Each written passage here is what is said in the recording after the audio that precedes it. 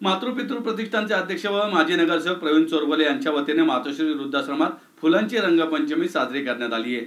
या प्रसंगी प्रवीण चोरबले यांच्या समेत संजय चोरडिया, अनिल बन्सळी, राजेंद्र सरदेशपांडे, रमेश देवकुळे, शैलाताई शेवाळे, कैलास परदेशी, अशोक वस्ते, पांडुरंग जगताप, हनुमंत मोरे, मनीषा खैरे, छाया चांदन, शिवा केंगारे, मयूर कोठारी, हेमंत जगताप, संजय माने, राहुल साळुंके, सौरभ बणकुंबे, व्यंकटेश भंडारी, इर्शाद अली, अमित माशाळे यांच्यासह अनेक कार्यकर्ते उपस्थित होते।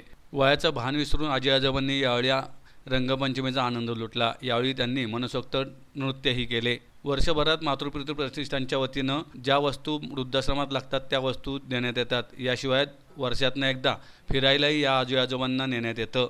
गेले 24 वर्षापासून या ठिकाणी मातृपितृ प्रतिष्ठानच्या वतीने आम्ही रंगपंचमी या ठिकाणी साजरी करतोय।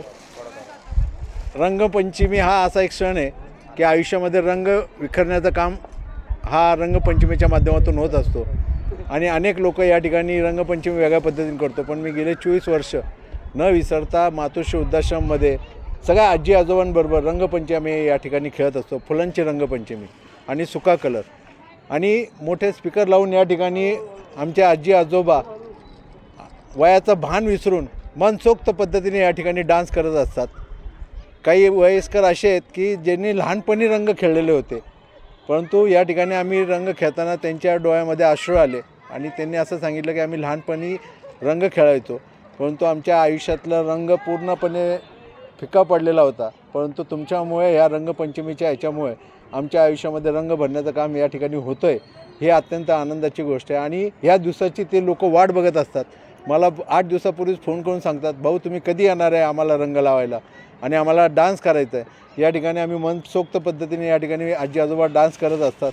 त्यानंतर अल्पाहारची व्यवस्था आम्ही या ठिकाणी आमचे सर्व कार्यकर्ते त्यांना आवर्जून या ठिकाणी देत असतात आणि त्यामुळे ही सगळे लोक आनंदाने आणि उत्साहाने आपलं वयाचं भान विसरून मनसोक्त पद्धतीने रंग खेळतात। फुलाची होळी या ठिकाणी खेळली जाते आणि सगळेजण आनंदाने या ठिकाणी येऊन याच्यामध्ये सामील होतात। याच्यामध्ये लहान असतील मोठे असतील सगळे येतात आणि त्यामुळे एक वेगळा सण या ठिकाणी साजरा होतो।